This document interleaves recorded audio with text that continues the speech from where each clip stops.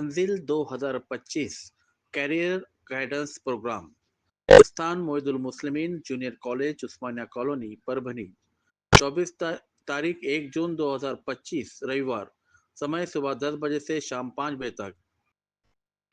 1 जून 2025 को परभनी शहर के उस्मानिया कॉलोनी में स्थित एक प्रतिष्ठित और सम्मानित शिक्षण संस्था मोइदुल मुस्लिमीन जूनियर कॉलेज में एक महत्वपूर्ण और समय की जरूरत को समझते हुए मंजिल 2025 कैरियर्स गाइडेंस प्रोग्राम का आयोजन किया गया।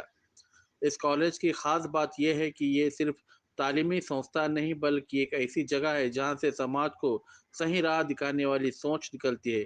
यहाँ शिक्षा के स्थान साथ साथ इंसानी तरबियत पर भी खास तवज्जो दी जाती है। कार्यक्रम का उद्देश्य था 10वीं और 12वीं के बाद छात्रों के सामने आने वाले सबसे बड़े सवाल अब आगे क्या का जवाब देना।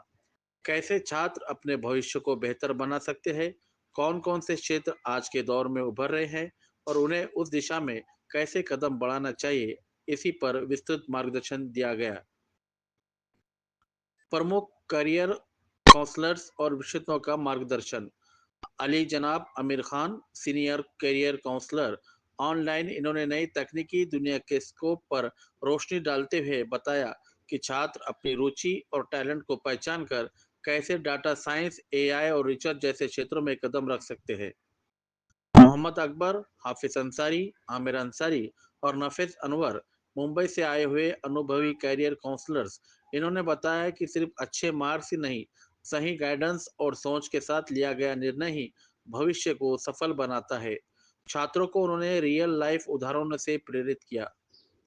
Principal Aamir Ansari, Madani high school व जूनियर कॉलेज मुंबई। उन्होंने बताया कि एक छात्र की बुनियाद स्कूल से ही बनती है और प्री नर्सरी से लेकर 12वीं तक की पढ़ाई कैसे आने वाले कैरियर पर असर डालती है। विषय मार्गदर्शन हर फील्ड के लिए अलग अलग। मेडिकल गाइडेंस आली जनाब सैयद मेहताब। इन्होंने मेडिकल की दुनिया में एमबीबीएस से लेकर पैरामेडिकल कोर्सेज तक की जानकारी दी और नीट जैसे एग्जाम की तैयारी पर जोर दिया। इंजीनियरिंग गाइडेंस आली जनाब शेख अकरम। इन्होंने इंजीनियरिंग की विभिन्न ब्रांचों जैसे कि सीईटी और जीई की रणनीति और सरकार व प्राइवेट सेक्टर में अवसरों पर विस्तार से चर्चा की। आईटीआई गाइडेंस आली जनाब मोहम्मद मुदस्सिर। इन्होंने बताया कि तकनीकी शिक्षा के क्षेत्र में कितने गहरे अवसर छुपे हैं। इलेक्ट्रीशियन, फिटर, मशीन ऑपरेटर जैसे ट्रेडर्स आज उद्योग की रीढ़ है। फार्मेसी गाइडेंस आली जनाब तौफीक खान। इन्होंने फार्मेसी इंडस्ट्री, डी फार्म और बी फार्म के स्कोप को समझाया और बताया कि फार्मा सेक्टर किस तेजी से आगे बढ़ रहा है। आईटी और कंप्यूटर साइंस आली जनाब नजम फारूकी।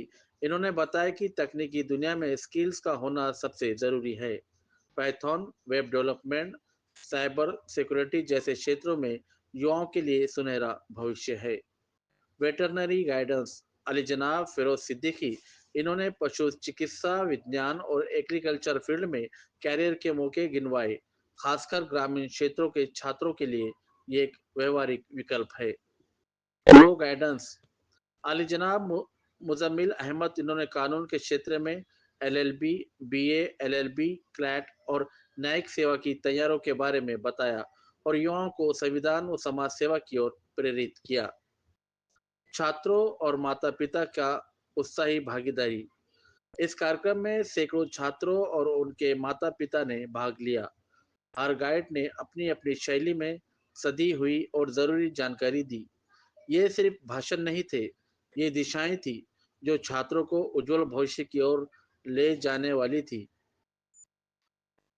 प्रोग्राम की सरपरस्ती इस बेहतरीन और लाभकारी प्रोग्राम का आयोजन आली जनाब गुलाम मोहम्मद मिट्टू साहब की सरपरस्ती में हुआ, जिनकी कोशिशों और दूरअंदेशी से ये कार्यक्रम सफल और व्यवस्थित रूप से संपन्न हुआ।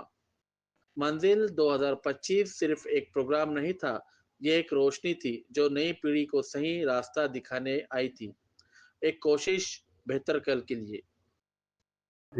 मैं doctor Firoz Siddiqui, professor incharge हूँ, professor head of the department veterinary medicine, college of veterinary animal sciences, जो कि वेटरनरी कॉलेज एग्रीकल्चर यूनिवर्सिटी में है। यहाँ परभनी में जो एग्रीकल्चर यूनिवर्सिटी है उसके अंदर में आर्ट कॉलेज है, जिसके अंदर एग्रीकल्चर है, हॉर्टिकल्चर है, फूड साइंस है, होम साइंस है, एग्री इंजीनियरिंग है और वेटरनरी पहले इसी यूनिवर्सिटी में था, अब वेटरनरी की एक सेपरेट यूनिवर्सिटी बन चुकी है जो कि नागपुर में है। महाराष्ट्र में इसके वेटरनरी के 6 कॉलेजेस है गवर्नमेंट के, यहाँ प्राइवेट कोई भी कॉलेज नहीं है। जॉब अपॉर्चुनिटीज़ बहुत है वेटरनरी के। तो अभी तक जो भी है नीट के बेसिस पे ही इसका एडमिशन होते हैं, जिसमें वीसीआई के थ्रू ऑल ओवर इंडिया से 15% एडमिशन होते हैं और 85% महाराष्ट्र के लेवल पर होते हैं। तो जॉब अपॉर्चुनिटीज़ के हिसाब से देखे जाए तो इसमें बहुत सारा है, प्राइवेट सेक्टर है, गवर्नमेंट सेक्टर है। गवर्नमेंट सेक्टर में लाइव स्टॉक डेवलपमेंट ऑफिसर बोल के पोस्ट रहती है, वहाँ पे क्लास 1 की पोस्ट है, गैजेटेड ऑफिसर की पोस्ट है, वहाँ पे डायरेक्ट अप्लाई कर सकते। उसके बाद में फैकल्टी बोलकर यूनिवर्सिटीज़ के अंदर में काम कर सकते। उसके साथ ही डेयरी फार्म है, गोट फार्म है, पर्सनल प्रैक्टिस कर सकते हैं, बॉम्बे पुणे जो भी अच्छे सिटीज़ है। और आजकल रूरल एरिया में भी बहुत सारे पेट एनिमल्स पालने लगे लोग, तो प्राइवेट प्रैक्टिस हर जगह कर सकते। फिर गल्फ़ के अंदर में भी बहुत सारा स्कोप है इसमें, वहाँ पे भी डेयरी फार्म्स है, स्टर्ड फार्म्स है, वहाँ पे जॉब अपॉर्चुनिटीज़ है। उसके साथ ही मिलिट्री के अंदर जॉब्स होते हैं, बीएसएफ में होते हैं, बॉर्डर सिक्योरिटी फोर्स में होते हैं, वहाँ पे वेटरनरी के डॉक्टर्स वहाँ पर भी लगते हैं मिलिट्री के अंदर में, वहाँ पे बहुत सारे जॉब्स है। उसी के साथ ही प्राइवेट सेक्टर में जहाँ की प्रोडक्ट डेवलपमेंट में वेटरनरी के जो प्रोडक्ट होते हैं उसके डेवलपमेंट के अंदर जगह होती है। फिर रिसर्च के अंदर होती है, जो इंसानों में जो भी कंपनीज है जहाँ नए प्रोडक्ट लॉन्चिंग होती है उसकी पूरी ट्रायल्स लैब एनिमल्स के ऊपर होती है, वहाँ पे वेटरनरियंस की रिक्वायरमेंट होती है। तो जॉब के हिसाब से देखा जाए तो वेटरनरी बहुत अच्छी चीज़ एक प्रोफेशन है जिसको ऑप्ट कर सकते हैं। तो मैं सभी रिक्वेस्ट करूंगा सभी से कि जो भी आपको प्रॉब्लम है यहाँ पे मेरे से कांटेक्ट करिए, मैं इंशाल्लाह उस मामले में एडमिशन के प्रोसीजर में और आगे भी इस पर गाइडेंस करूँगा। मैं नफीस अनवर मुंबई से। मैं यही मैसेज यहाँ पर देना चाहूँगा कि बहुत सारे कैरियर्स के यहाँ पर जो है मालूमात दी गई, सब कुछ दिया गया है, लेकिन होता ये है कि हमारे पेरेंट्स या हमारे जो है रहबर हैं वो नज़दीकी मामला देखते हैं, यानी एजुकेशन के लिए नज़दीक जहाँ पर हमारे बच्चे जा सकते हैं या हमारे करीब में रह सकते हैं ऐसी जगह पे वो एजुकेशन देना पसंद करते हैं, लेकिन उनका टैलेंट वहीं पे दब जाता है। तो ऐसा ना हो जैसे कि आप सल्लल्लाहु अलैहि वसल्लम ने फरमाया कि अगर आपको एजुकेशन लेना है, आपको तालीम लेना है तो चीन भी जाना पड़े तो जाइए। तो उसी तरह से मेरा भी ये मैसेज यही रहेगा कि हमारे बच्चों को जो है वो दूर अगर जाना पड़े तो भी भेजिए, उसके टैलेंट को देखिए और वो किसी फील्ड में किस तरह से महारत उसमें है उस तरह से वो आगे जाकर कुछ बन सकता है, कुछ कर सकता है। तो उसको दूर जाना पड़े तो उसको दूर भेजिए, अपने से दूर थोड़े दिन के लिए, थोड़े सालों के लिए रखिए ताकि वो अपना करियर बना सके और अपने वो कामयाबी हासिल कर सके। शुक्रिया जज़ाक। देखिए, सबसे पहले तो मैं मोइदुल मुस्लिमीन स्कूल के जो मुंतज़मीन है इन तमाम को मैं हम सब की तरफ से मुबारकबाद देता हूं कि उन्होंने परभनी शहर के युवाओं के लिए, यहाँ के बच्चों के लिए और यहाँ के सरपरस्तों के लिए इस तरह के करियर गाइडेंस एंड काउंसलिंग के प्रोग्राम का इनेकाद किया। और हम देख रहे हैं कि सुबह से माशाल्लाह काफ़ी तलबा यहाँ पर हाजिर है, तलबा के साथ साथ उनके सरपरस्तान भी यहाँ पर हाजिर रहे थे और सब एक फ़िक्र लेकर आए थे कि भाई उनके बच्चे 10वीं और 12वीं के बाद किस तरह के कोर्सेस में दाखिला लें और अपने करियर को किस तरह से संवारें। असल में करियर को संवारने का जो डिसीजन है हम समझते हैं कि 10वीं और 12वीं के बाद आकर इस तरह से डिसीजन लेना इसमें काफ़ी ताख़ीर हो जाती है। और होना तो ये चाहिए कि हम अपने बच्चों को डिज़ाइन करें करियर के लिए, आगे के करियर के लिए उनकी प्लानिंग करें। और अर्ली एज से अगर हमने स्टार्ट कर दिए, जैसा कि अगर बच्चा 6ठी 7वीं 8वीं में है तो उस एज से ही हम उनका विजन बनाना शुरू कर दें। अब विजन बनाने के लिए हम क्या कर सकते हैं? सबसे पहले तो हम उनको जो मज़ामीन बच्चे पढ़ रहे हैं स्कूल में उनमें बच्चों को एक्सपर्ट्स बनाएं। कोई भी उनके टेक्स्ट बुक जो है वो अधूरे नहीं रहना चाहिए, उसमें जितनी एक्टिविटीज़ है बच्चों ने सब करना चाहिए। इससे ये होगा कि बच्चों का कॉन्फिडेंस लेवल बढ़ेगा। उसी के साथ साथ स्कूल में और स्कूल के बाहर शहर में जितने भी कॉम्पिटिशन्स होते हैं, अलग अलग तरह के कॉम्पिटिशन्स है, जैसे कि जनरल नॉलेज का कॉम्पिटिशन होता है, क्विज कंपटीशन होता है, एसे राइटिंग का कंपटीशन होता है, एलोकेशन का कंपटीशन होता है, ड्राइंग के कंपटीशन होते हैं, साइंस फेयर होते हैं या कोई मॉडल बनाने के कंपटीशन होते हैं, पेंटिंग के डिज़ाइन के कंपटीशन होते हैं। तो हमारे बच्चों को हमने इन कंपटीशन में ज़रूर इसमें हिस्सा लेने के लिए तरगीब दिलाना चाहिए। हो सकता है कि इन कॉम्पिटिशन्स में से किसी एक कॉम्पिटिशन में उसमें एक रुचि, उसमें एक दिलचस्पी पैदा हो और वो दिलचस्पी आगे चल के उसका करियर तय करे। और आगे जाने के बाद भी जैसा बात चल रही है कि बच्चे कुछ मखसूस स्ट्रीम को ही फॉलो कर रहे हैं, तो यहाँ पर हम ये कहेंगे कि भाई थिंक डिफरेंटली, बी सक्सेसफुल, थोड़ा सा अलग से सोचिए और अलग से सोच कर अपना करियर बनाइए। अब अलग से सोचना मतलब क्या सोचना, जैसा आप देख रहे हैं कि भाई हिंदुस्तान में इस वक्त जो हालात चल रहे हैं और टीवी पे जो न्यूज़ देख रहे हैं आप सोफिया कुरैशी, कर्नल सोफिया कुरैशी का नाम सुन रहे हैं, तो वो एक अलग फील्ड है। वो हमने ये सोचना चाहिए कि वो बच्ची वहाँ तक किस तरह से पहुँची है। फिर हम ये देख रहे हैं कि भाई अलग अलग किस्म के ड्रोन का इस्तेमाल हो रहा है, तो हमने ये सोचना चाहिए कि वो ड्रोन बने कैसे, कौन बनाया है वो ड्रोन, क्या हम वो बना सकते हैं। हम ये देख रहे हैं कि भाई हमारा हिंदुस्तान अल्हम्दुलिल्लाह रॉकेट लॉन्चिंग में, सैटेलाइट लॉन्चिंग में ये अपना एक दुनिया में मुनफरिद मकाम रख रहा है। तो हमने ये सोचना चाहिए कि ये बच्चे, ये साइंटिस्ट किस तरह से वो बना पा रहे हैं, आखिर ये कहाँ पर ये इसकी ट्रेनिंग लेते हैं, कौन से कोर्सेज करते हैं। उसी तरह से आज हम बच्चों को देख रहे हैं कि वो विराट कोहली को बहुत पसंद कर रहे हैं, वो बहुत फिट नज़र आ रहा है। तो हमने ये सोचना चाहिए कि विराट कोहली को फिट रखने के पीछे कौन से डॉक्टर्स काम कर रहे हैं, कौन से न्यूट्रिशंस काम कर रहे हैं, कौन से डाइटिशियंस काम कर रहे हैं, उसकी प्लानिंग कौन बना रहा है। मतलब थोड़ा सा हमें हटके करियर सोचना है। हम कॉमर्स के बारे में सोचते हैं, लेकिन हम ये देखना चाहिए कि कॉमर्स के फील्ड कौन से हैं। सिर्फ सीए बनना एक फील्ड है, उसके अलावा आप देखिए कि एक्चुअल साइंस वगैरह है, डेटा साइंस ये है फील्ड है, एआई की फील्ड है, ऐसे कई फील्ड्स है। मतलब ये है कि हमें रिवायती जो कोर्सेस है उससे हटकर भी थोड़ा सा मुनफरिद सोच कर भी अपने बच्चों के करियर की प्लानिंग करनी चाहिए। Thank you sir. देना था सबसे पहले तो ये कि आज ये प्रोग्राम हुआ, माशाल्लाह बहुत ही कामयाब प्रोग्राम हुआ और यहाँ पे काफ़ी तलबा आए और हम लोग ने उनकी कैरियर गाइडेंस करी है। इसमें 2-3 चीज़ें और जो रह गई हैं वो ये है कि एक तो बच्चा जो है वो कैरियर का जो चॉइस है वो 8th और 9th स्टैंडर्ड से ही उसका हो जाना चाहिए। उसका रुझान किस तरफ है, उसका इंटरेस्ट क्या है, वो क्या किस चीज़ में उसको अच्छा लग रहा है, क्या चीज़ उसको सही नहीं लग रही है, उस हिसाब से उसकी प्लानिंग करना चाहिए। और फिर उसके बाद में उसकी 10th के बाद में आज जो है वो सारे एग्ज़ाम, सारे एडमिशन प्रोफेशनल कोर्सेज़ में सब एंट्रेंस एग्ज़ाम बेस्ड हो गए हैं। तो एंट्रेंस एग्ज़ाम की जानकारी हमने यहाँ पे देखी कि यहाँ पे लोगों को एंट्रेंस एग्ज़ाम की जानकारी नहीं, सिर्फ नीट और JEE की जानकारी ज़्यादा परभनी में के लोगों को मिली। बाकी जैसे अगर किसी को साइंटिस्ट बनना है तो आइज़र क्या है, नाइज़र क्या है, नेक्स्ट का एग्ज़ाम क्या होता है, या अगर किसी को NDA में जाना है, आर्मी, नेवी या एयरफोर्स में, तो उसके लिए क्या करना है, या फिर मर्चेंट नेवी के बारे में भी लोगों को नॉलेज नहीं थी। तो हम लोग ने काफ़ी यहाँ पे एंट्रेंस की मतलब ये देखे कि मतलब उसकी नॉलेज की कमी है। तो यहाँ पे एक ये है कि एंट्रेंस एग्ज़ाम के ऊपर जो है ना वर्कशॉप होना चाहिए। एंट्रेंस एग्ज़ाम क्या है, कौन कौन सी फील्ड में कौन से एंट्रेंस एग्ज़ाम है, उनकी तैयारी, उनकी क्लासेस बाकायदा। जैसे अगर क्लैट के बारे में भी लोगों को नहीं मालूम था, जो कि एक अच्छी फील्ड है लॉ में, मतलब क्लैट का एग्ज़ाम दे के हम लोग बच्चा आगे बढ़ सकता है। तो आज उसके ऊपर भी हम लोग ने काफ़ी मतलब अच्छी गुफ्तगू करी और बच्चों से काफ़ी मतलब हम लोग ने बातचीत करी और इंशाल्लाह मैं उम्मीद करता हूँ कि इसके ऊपर यहाँ पे काम होगा इंशाल्लाह।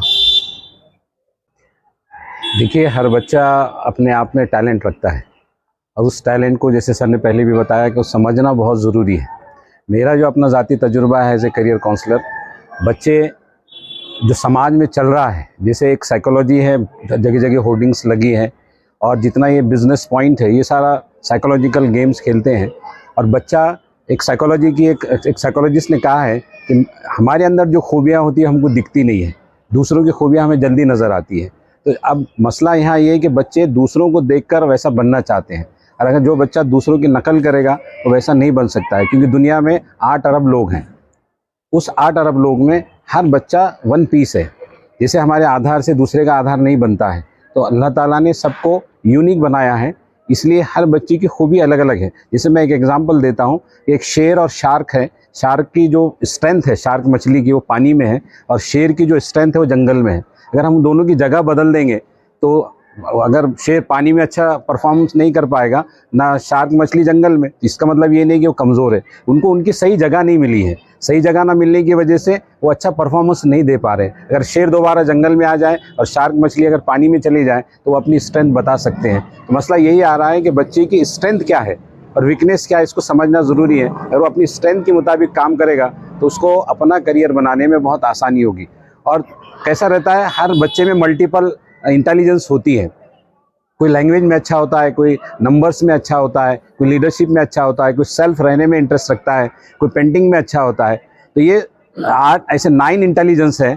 इस 9 इंटेलिजेंस के हिसाब से बच्चे को समझना चाहिए कि इसमें सबसे ऊपर वाली इंटेलिजेंस कौन सी है। वैसे हर आदमी में कुछ ना कुछ थोड़ी थोड़ी खूबियाँ होती हैं, तो हर आदमी अपने अंदर छुपे चीज़ों को पहचान, जैसे ग्लेशियर होता है पानी में, वो 10% हमको नज़र आता है, 90% अंदर होता है, लेकिन हम 10% के हिसाब से बच्चों को देखते हैं और नापते हैं। स्पेशली हम मास मेमो को देखकर बच्चों को नापते हैं कि इसको मास कितने मिले हैं, उसके हिसाब से हम उनको चॉइस देते हैं। जैसे आर्ट्स, जो एक बच्चे मेरे पास आई तो मैंने कहा कि बेटा आप आर्ट्स से कीजिए, तो उन्होंने कहा कि सर मैं आर्ट्स से अपनी ज़िंदगी थोड़ी ख़राब करना चाहती हूँ। मैं बोले कहा आर्ट्स में क्या है? बोले सर आर्ट्स में कुछ भी नहीं है। बोले किसने कहा? तो फलां ने मुझे ये एडवाइस दी है कि आप साइंस से पढ़ो, साइंस में बहुत अच्छे करियर्स हैं। मैंने कहा कि हिंदुस्तान के नेहरू से लेके मोदी तक तकरीबन प्राइम मिनिस्टर आर्ट्स फैकल्टी से पढ़े हैं, सिर्फ एक अगर हम देवी गौड़ा को छोड़ दे तो आर्ट्स फैकल्टी भी अपनी जगह अच्छी है अगर आप उसमें दिलचस्पी रखते हैं। अगर आप नीट के हैं तो नीट करें, आप JEE के तो JEE करें, आप कॉमर्स के हैं तो कॉमर्स करें, अगर आप बिज़नेस में इंटरेस्टेड हैं तो बिज़नेस करें।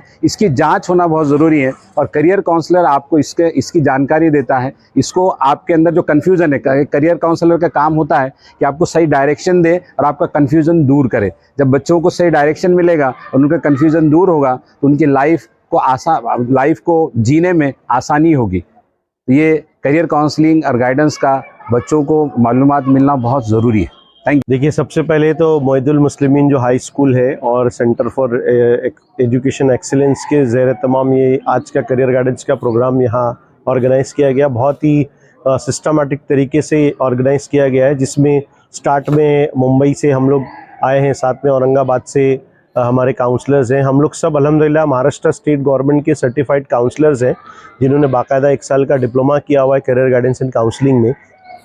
साथ में कुछ प्रोफेशनल्स को भी सर ने इनवाइट किया है। तो शुरुआत में हम लोगों ने बच्चों से बात की कि करियर का इंतखाब कैसे करना चाहिए, कौन से वो पैरामीटर्स हैं जिसके बेसिस पर आपको करियर का चॉइस करना चाहिए। फिलवक्त जो है वो एक भीड़ लगी हुई है, नीट और JEE या इस तरह के जो कॉमन एंट्रेंस एग्ज़ाम है उसी की तरफ बच्चे ज़्यादा जा रहे हैं। मोस्टली जो है वो साइंस फील्ड की तरफ बच्चे जा रहे हैं और नीट और JEE के चक्कर में फंस जा रहे हैं। लिहाजा हम लोगों को गवर्नमेंट ऑफ महाराष्ट्र की तरफ से भी काफ़ी चीज़ें मालूमात हैं कि पूरे महाराष्ट्र के अंदर हज़ारों किस्म के कोर्सेज़ अवेलेबल है, जिसमें कॉमर्स के सेक्टर के कुछ कोर्सेज़ हैं, मास मीडिया जर्नलिज्म के कोर्सेज़ हैं, एग्रीकल्चर के कुछ कोर्सेज़ हैं, बायोटेक्नोलॉजी, मेडिकल टूरिज़्म, फिर उसी तरह से AI/ML और इस तरह के कई कोर्सेज़ हैं, लॉ है। ऐसे बहुत सारे कोर्सेज़ हैं जिसके बारे में बच्चों को अवेयरनेस नहीं है। लिहाजा शुरुआत में हम लोगों ने अपनी मुख्तसर सी बात की है। उसके बाद में अभी प्रोफेशनल्स के साथ इंडिविजुअल काउंसलिंग शुरू है। बाकायदा गवर्नमेंट ऑफ महाराष्ट्र का जो टेस्ट है GATB, NVTI और इंटरेस्ट एडजस्टमेंट, वो टेस्टिंग की अहमियत के बारे में भी यहाँ पे बात बताई गई है और बच्चों को ये टेस्ट के ज़रिए कैसे काउंसलिंग होगी, उसका क्या फ़ायदा होगा, वो भी बताया गया। हकीकत में आज मेडिकल फील्ड में जिस तरह से भीड़ लगी हुई है, एक डॉक्टर बनने के बाद में यहाँ पर डॉक्टर और एक कसाई दोनों को इक्वल देखा जा रहा है समाज में। आप यहाँ पर अगर खिदमत खल्क करने के लिए डॉक्टरी करते हैं, मेडिकल फील्ड में जाते हैं, तो कौम और मिल्लत का भी फ़ायदा होता है और ज़रूरी नहीं है कि सरकारी नौकरी ही यहाँ पर हो। अगर आप मेडिकल फील्ड में जाते हैं तो मेडिकल फील्ड में जाने के बाद में कहीं पर भी आप अपना हॉस्पिटल चला सकते हैं, क्लिनिक चला सकते हैं और कौम और मिल्लत की ही नहीं बल्कि हिंदुस्तानियों की, इंसानों की खिदमत करने का मौका आपको मिलता है। क्या मैसेज देना चाहेंगे सर उन लोगों को जो लोग इस तरह का यहाँ पर कारोबार कर रहे हैं और कारोबार ना करते हुए कौम और मिल्लत की खिदमत करते हुए आप पैसा अगर कमाएं तो फ़ायदे की चीज़ हो सकती है, किस तरह से आप देखते हैं? देखिए, हर फील्ड के अंदर अच्छे बुरे लोग होते हैं। हम ऐसा हरगिज़ नहीं कहते कि मेडिकल फील्ड में सारे लोग जो है वो इस तरह का काम कर रहे हैं। चाहे लॉ फील्ड हो, चाहे जो है वो बिज़नेस का फील्ड हो, टीचिंग का फील्ड हो या मेडिकल फील्ड हो, हर जगह अच्छे बुरे लोग होते हैं। लेकिन ये कि मेडिकल का शोबा को लोग एक इस तरह से नज़र से देखते हैं कि भाई यहाँ पर एक ऐसा इंसान जो बीमारी का शिकार है या कुछ मसले में से दो चार है, वो डॉक्टर की तरफ जो है वो बहुत ज़्यादा अच्छी नज़र से देखता है कि ये फरिश्ता है जो हमारा इलाज करेगा। तो जाहिर सी बात है, आज मेडिकल साइंस में जो तरक्की हुई है उसका इस्तेमाल करके हम कम से कम बजट में किस तरह से मरीज़ों का फ़ायदा पहुंचा सकते हैं। गवर्नमेंट की बहुत सारी स्कीम्स हैं, वो सारी स्कीम्स का भी फ़ायदा लोगों तक पहुँचे, गरीबों तक पहुँचे। जो हमारा स्टेट जो है वो वेलफेयर स्टेट है।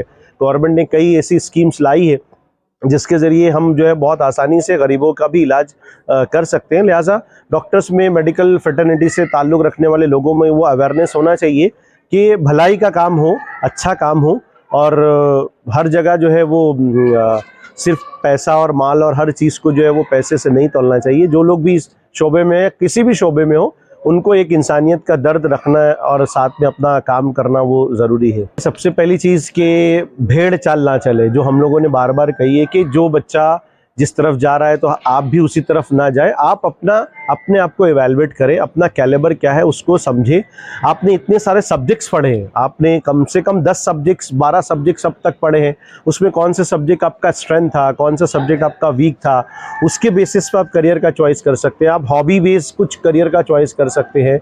तो आप अपनी स्ट्रेंथ का पता करें, अपनी वीकनेस का पता करें, और उसके बाद में करियर काउंसलर से मुलाकात करें। अभी बहुत सारे शॉर्ट जो है वो वीडियोस अवेलेबल हैं। आपको जो इन्फॉर्मेशन चाहिए, जैसे एक नई फील्ड है बायो इन्फॉर्मेटिक्स, अगर बच्चे को इसके बारे में, करियर के बारे में नहीं मालूम है, वो थोड़ा सर्च कर ले, थोड़ी मालूमात ले ले कि इसमें बायोलॉजी भी चाहिए और कंप्यूटर और आईटी भी चाहिए, ये दोनों का कॉम्बिनेशन है। उसी तरह से फाइनेंशियल टेक्नोलॉजी है जिसमें फाइनेंस भी की मालूमात कॉमर्स सेक्टर की है और आईटी का है। तो ऐसे बहुत सारे नए शोबे हैं, जैसे जो है वो साइबर लॉयर होते हैं, साइबर क्राइम होते हैं। तो ऐसे बहुत सारे शोबे हैं जो बहुत ज़्यादा एक्सप्लोर किए जा सकते हैं आसानी से। तो बच्चे थोड़ा सा अपनी स्ट्रेंथ और वीकनेस पता करें, और साथ ही साथ जो ऑप्शंस उनके पास अवेलेबल है वो पता करें, और उसके बाद में फिर करियर का चॉइस करें।